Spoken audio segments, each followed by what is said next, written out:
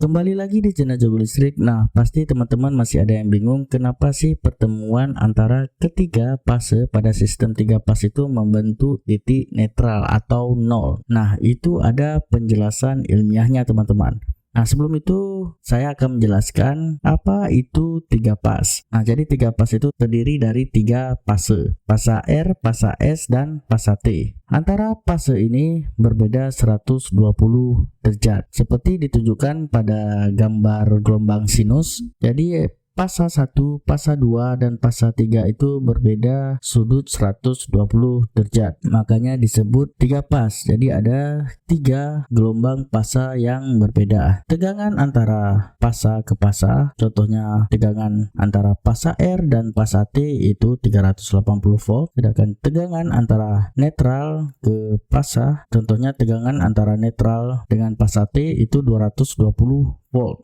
Nah, untuk menjelaskan kenapa terjadinya netral pada 3 fase ini, itu bisa kita gunakan fasor arus. Jadi fasor arus ini kita gunakan untuk menjelaskan sistem 3 fase yang seimbang dapat membentuk titik netral atau nol. Fasor arus ini ada 3 garis. Garis merah, garis biru, dan garis hijau itu merepresentasikan ketiga fasenya yang berbeda 120 derajat. Nah, yang merah itu IA atau fase pertama sebesar I 0 derajat. Sedangkan hijau itu fase kedua IB, nilainya I min 120 derajat. Sedangkan yang biru itu fase ketiga IC itu nilainya I plus 120 derajat. Jadi fasor arus ini sama saja merepresentasikan gelombang sinus yang seperti saya jelaskan sebelumnya. Jadi ada gelombang 3 fase yang berbeda sudut 120 derajat seperti animasi pada gambar sebelah fasor arus ini. Setiap garis merah, biru, hijau setiap fase itu ada nilainya. Nah, menurut Leonhard Euler, yang merah itu nilainya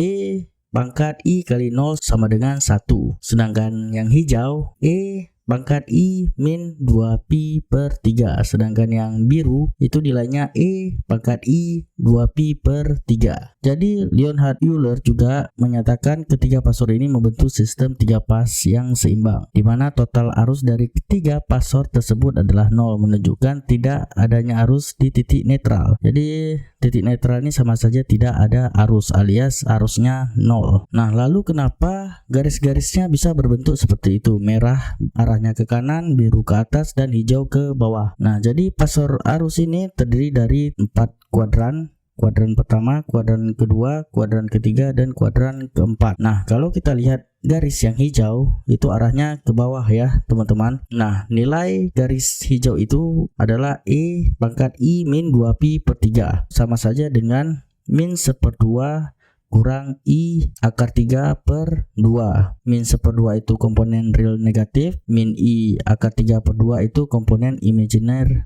negatif. Jadi karena nilainya tersebut, maka arah fasor hijau itu arahnya ke kuadran 3. Nah, kalau kita lihat yang biru itu nilainya E pangkat I 2pi per 3. Nah, itu sama saja dengan nilainya min 1/2 tambah I akar 3 per 2, dimana min 1/2 itu komponen real negatif dan plus I akar 3/2 itu komponen imajiner positif. Jadi karena nilainya itu, arah garis fasor biru itu mengarah ke kuadran kedua. Nah, lalu mengapa yang garis merah itu arahnya ke kanan dan di tengah-tengah? Kita lihat nilainya itu E pangkat I kali 0 sama dengan 1. Nah, karena nilainya ini 1, jadi berada di sumbu real positif, tetapi imajinernya tidak ada. Jadi posisinya memisahkan kuadran 1 dan kuadran 4. Begitu teman-teman. Jadi bisa kita masukkan ke rumus selanjutnya seperti ini. Nah, karena ketiga fase itu seimbang, jadi bisa kita simpulkan arus netral atau I total itu sama dengan IA tambah IB tambah IC. IA, IB, IC itu adalah arus ketiga fasenya. Nah, nilai IA seperti yang tadi, I kali E pangkat I kali 0 sama dengan I. Sedangkan IB itu nilainya I kali E pangkat I min 2pi per 3, atau sama dengan I kali cos min 120 derajat tambah I sin